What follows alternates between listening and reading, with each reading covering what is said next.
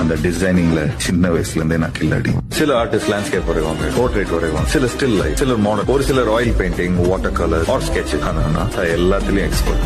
எதுவா இருந்தாலும் அப்படியே வரையும். அப்புறம் மேஜிக். அடுத்த ஸ்டெப் பிரிண்டிங். ஃபெரோஸ் கை வச்சா அதுல குறைய இவ்வளவு பண்ணதுக்கு அப்புறம் தான் கிடைக்கும்.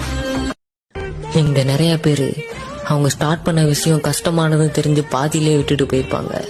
ஆனா நான் இது கஷ்டமானதுன்னு தெரிஞ்சுதான்டா ஸ்டார்டே பண்ணேன்.